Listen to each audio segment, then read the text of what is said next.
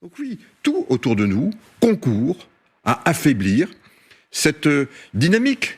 Parce qu'on n'est pas un empire, nous, en Europe. On est une dynamique. On est une dynamique démocratique, basée sur l'état de droit. Et c'est ce qui fonde notre projet et notre vivre ensemble. Ben voilà, ça plaît pas à tout le monde. Et il faut se battre, il faut se défendre, il faut se faire entendre. En particulier, quand on est dans des moments où la parole pèse.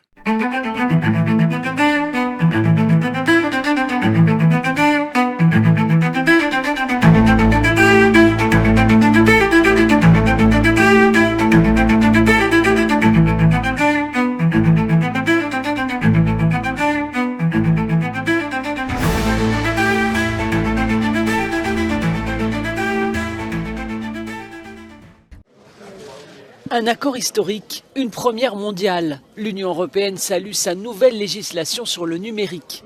Après plusieurs mois de négociations, voilà le DSA, le Digital Services Act. Il imposera aux grandes plateformes comme Facebook ou Amazon de mieux éradiquer les contenus illicites et dangereux. Objectif, protéger les internautes, assurer la liberté d'expression et des opportunités pour les entreprises.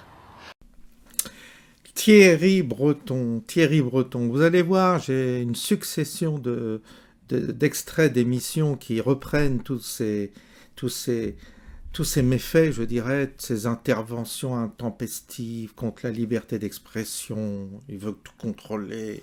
L'Europe est un modèle de démocratie. Les autres sont tous des fachos. Et le mec, il se paye un château. On ne sait pas comment il a pu s'acheter ce château.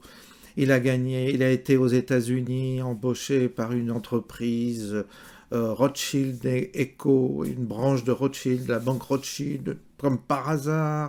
Et le gars, il a une nationalité sénégalaise, et j'en passe, et j'en passe, et j'en passe. Si vous regardez toute sa vie, ces gars-là n'ont jamais été élus.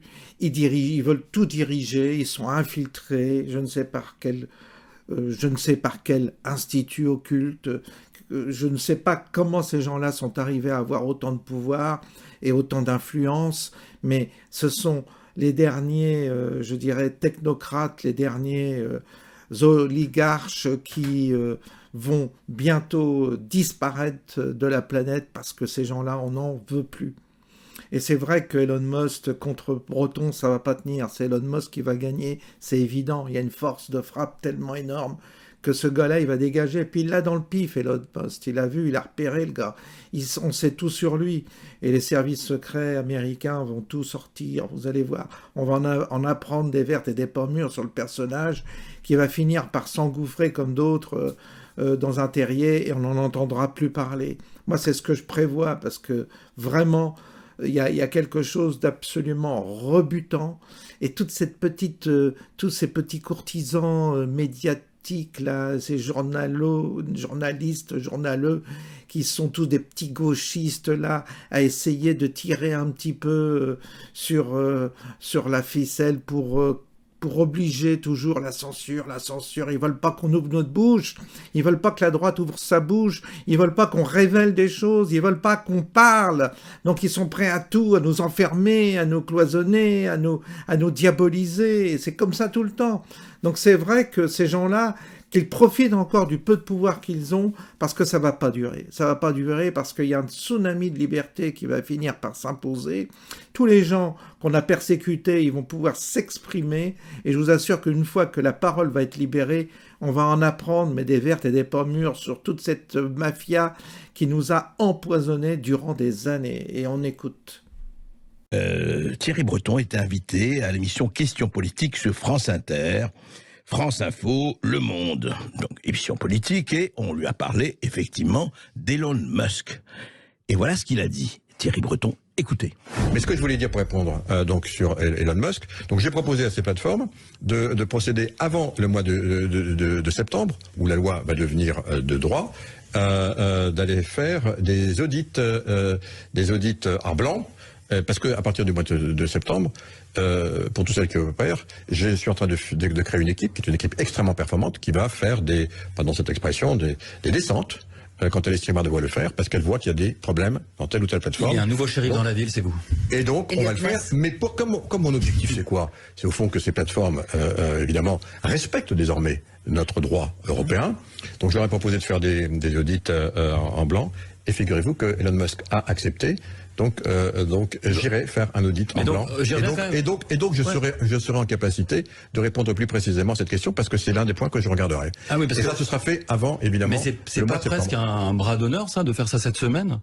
De faire ça, de décertifier des comptes, ça veut dire que pour des tas de gens, le New York Times est aussi sérieux que n'importe quel véhicule de fausses informations. Mais encore une fois, il fait ce qu'il veut avant le 1er septembre. À partir du 1er septembre, comme je l'ai dit, il fera ce que nous lui demanderons de faire s'il veut continuer. Rendez-vous le 2 septembre. Il fera ce que nous lui dirons de faire. Et oui, la Commission européenne, effectivement, dit ceci, voilà. Il faudra appliquer la nouvelle législation de l'UE, entrée en vigueur en novembre, pour éliminer les zones de non-droit sur Internet. Attention, on n'est pas en banlieue avec les zones de non-droit, on n'est pas dans les territoires perdus de la République, on est dans les territoires perdus de la jungle Internet. Effectivement, Twitter, Facebook, Amazon. Attention, on est là. Si vous voulez rester en Europe, on va légiférer, on va respecter. Vous voyez, on fera des descentes, pas de descentes de police, mais des descentes d'audit en blanc, comme on dit. Alors, Charles Gave, c'est intéressant ça, parce que il dit voilà, effectivement, discours haineux, respect de la vie privée, des informations, ça doit être attaqué. Mais qui décide de quoi? J'aime bien la Constitution des États-Unis, dont l'amendement numéro 1 et le Congrès des États-Unis ne fera pas de loi pour empêcher la libre parole. Et c'est tout. Donc le Congrès des États-Unis ne fera pas de loi. Premier amendement, ça. Premier amendement. Ouais. Le deuxième, c'est pour garantir le premier, le citoyen aura le droit d'être armé pour tirer sur les gens qui voudraient l'empêcher de dire ce qu'il veut. Donc si vous voulez, c'est robuste, vous voyez, c'est assez... Oui. Donc, et ça n'a pas changé depuis 200 ans. Non, pourtant, Dieu sait que les gens ont essayé de l'arrêter. Alors je voudrais faire deux remarques. La première, c'est la première fois dans mon histoire personnelle que je vois la gauche dans son ensemble être favorable à la censure. C'est quelque chose... Ah oui, c'est historique. Ouais. Je sais pas, vous êtes comme moi un vieux routier. La gauche, dans l'ensemble, c'était plutôt favorable à la liberté de parole, à la liberté d'expression, à la liberté de la presse, enfin me semble-t-il. Et aujourd'hui, vous voyez tous ces gens hurler. Et pourquoi hurlent-ils? Parce qu'ils ne contrôlent plus ces paroles.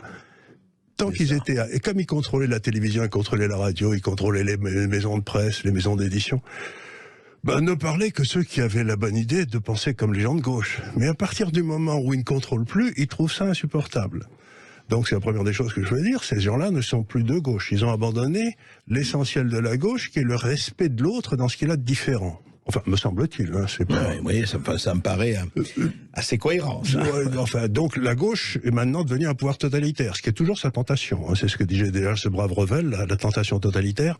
C'était pas des gens à droite qui avaient la tentation. Même Orwell le disait. Et même Orwell le disait. Donc on voit très bien que la gauche, il y a toute une partie de la gauche qui serait tout à fait d'accord pour nous empêcher de parler, si on parle pas bien, de nous mettre dans un camp. Donc la droite aussi, quelque part. La droite au départ, mais il faut pas oublier que le national-socialiste fasciste, c'était des gauches au départ. Il faut pas oublier ce léger détail, c'est que Benito Mussolini était le secrétaire général du Parti socialiste italien.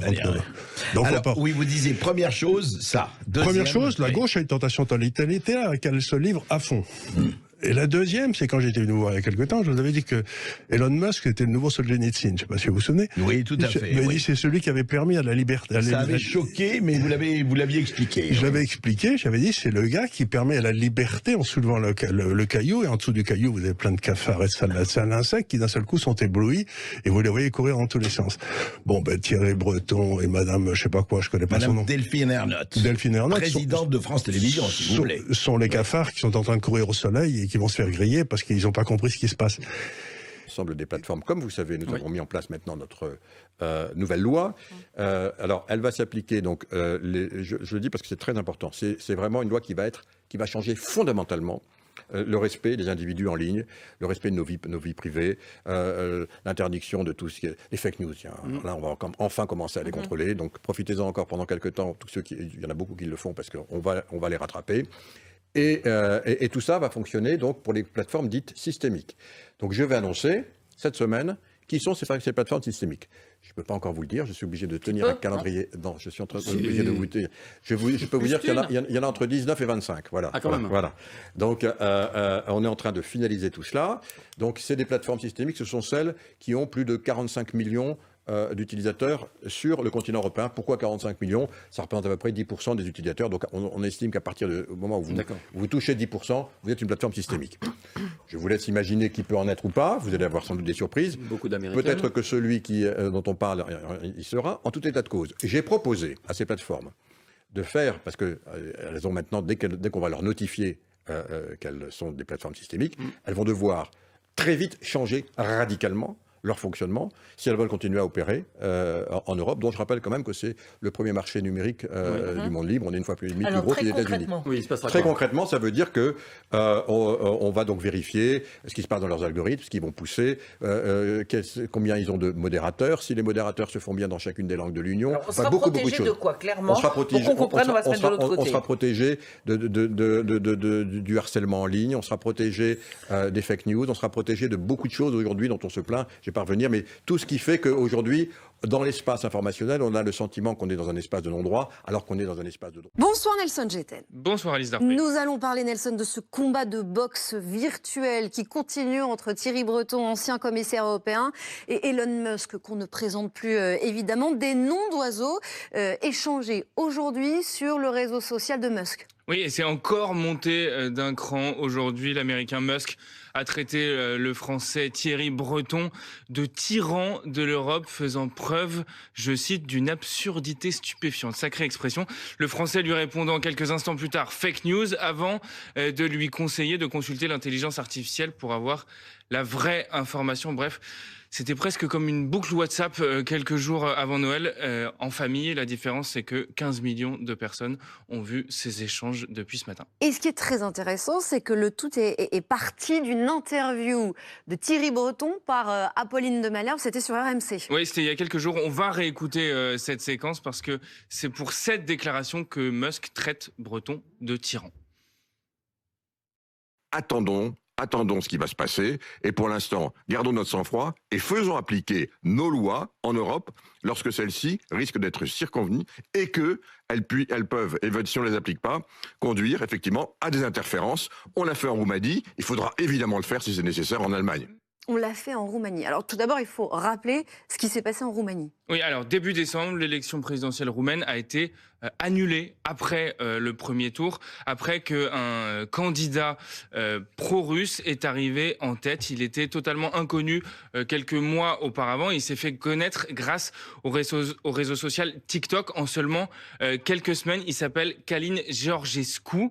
Les services de renseignement roumains ont à ce moment-là alerté. Ils ont alerté les autorités roumaines dans plusieurs notes pour des soupçons d'ingérence étrangère. Et c'est l'Union européenne qui a décidé de suspendre le processus électoral comme le prétend Elon Musk? Non, ça c'est faux. C'est la Cour constitutionnelle roumaine qui a statué seule de l'annulation de cette élection. Ce qu'a fait la Commission européenne, c'est qu'elle a demandé à TikTok de geler les données qui avaient été utilisées pendant la campagne sur TikTok, sur son réseau social, et elle a ensuite ouvert une enquête. Donc contrairement à ce que prétend Elon Musk, la Commission européenne n'a pas annulé l'élection en Roumanie. Toujours est-il que vous le voyez sur ces images, cela a provoqué une grave crise politique en Roumanie. C'est évidemment très rare qu'une élection présidentielle en Europe soit annulée comme ça. Une grande manifestation a eu lieu hier autour du bâtiment de la Cour constitutionnelle à Bucarest. Donc quand Thierry Breton dit à Apolline de Malherbe « on l'a fait en Roumanie », il parle de cela en l'occurrence, il parle de cette enquête. Et quand il évoque l'Allemagne... Eh bien, il parle du soutien indéfectible de Musk à Alice Weidel, la candidate pour la chancellerie du parti d'extrême droite allemand, l'AfD, Alternative für Deutschland.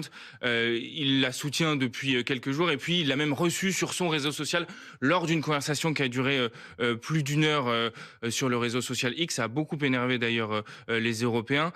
Musk répétant qu'elle était évidemment la meilleure candidate pour l'Allemagne lors des élections le 23 février. Réaction de la Commission européenne. Elle va inclure ce débat, cette conversation dans son enquête qu'elle mène sur le réseau social X d'Elon Musk. En attendant, si Elon Musk veut répondre à Thierry Breton dans la même émission, L'invitation d'Apolline est lancée depuis ce matin. Vous voyez le tweet lancé par notre consoeur. Et puis ici, ce n'est pas très pratique pour des questions d'horaire et de décalage horaire. Le matin, on lui fera une petite place dans le 20h BFM. Évidemment, oui. Si le fuseau horaire ne lui convient pas, il y aura toujours de la place juste à côté de vous pour recevoir on a plein de questions à lui poser.